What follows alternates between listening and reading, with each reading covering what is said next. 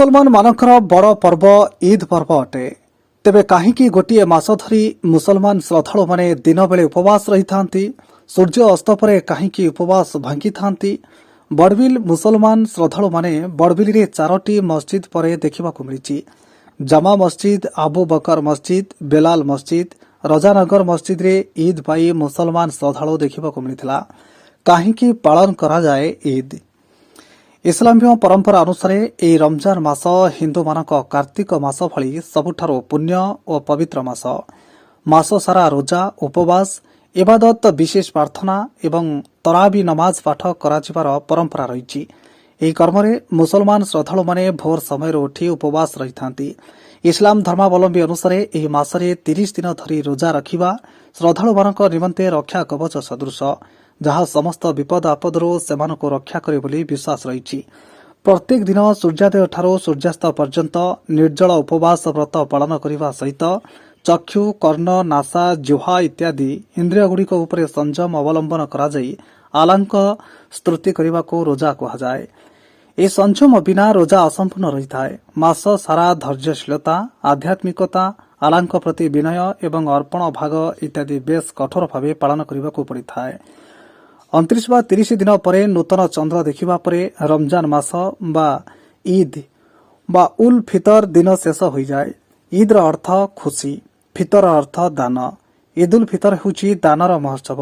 ଏହି ପବିତ୍ର ଦିନରେ ବର୍ଷ ସାରା ଯାହା ଆୟ କରିଥିବେ ତାର 2.5 ଭାଗ ଗରିବ ଓ ନିଃସହାୟ ବ୍ୟକ୍ତିଙ୍କୁ ଦାନ କଲେ ପୁଣ୍ୟ ହୁଏ।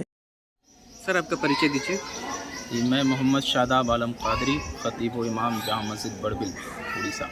सर आज ईद का मुबारक पर्व है और पिछले 2 साल से जिस तरह कोरोना महामारी में आप लोग ईद मनाए हैं, उस मुकाबले इस वर्ष किस तरह पालन किया आप लोग? पिछले 2 सालों से जिस तरह कोरोना की महामारी चल रही थी, लोग सही से ईदगाह नहीं आ पा रहे थे, सही से नमाज ईद अदा नहीं कर पा रहे थे। लेकिन इस साल इसमें बहुत आराम हुआ है। कोरोना के केसेस आने बहुत बंद हुए हैं। हालांकि अभी भी कई नई तरह के वेरिएंट आ रहे हैं। हमें इससे अभी भी सतर्क और बचने की ज़रूरत है। लेकिन अल्हम्दुलिल्लाह फिर भी बड़ी खुशी की बात है कि अभी ये चीज़ें और ये केसें आने बहुत बंद हो गई हैं। तो अल्हम्दुलिल्लाह इस साल हमने बहुत ही खुशी के साथ इस ईद को मनाया है और हमने आपस में एक दूसरे से मिलकर इसकी मुबारकबादियाँ एक दूसरे को पेश की हैं। एक दूसरे को ईद की खुशियाँ हमने बांटी हैं और हम चाहेंगे कि अल्लाह तबारक ताला अपना फजल व करम हम पर जारी फरमाए और जिस तरह हम इस साल ईद की खुशियाँ आसानी के साथ मना सके हैं, इसी तरह आने वाले सालों में भी हम और इत्मीनान व सुकून के साथ और अच्छी तरह इस ईद के मुबारक दिन को मना सकें और ये कोरोना हमेशा हमेशा के लिए इस दुनिया से ख़त्म हो जाए। अल्लाह तबारक व ताला हम तमाम को अपना हिफ्ज़ व अमान अता फरमाए। सर इस ईद के मुबारक मौके पर सर आप उड़ीसा वासी तथा देशवासी को क्या संदेश देंगे?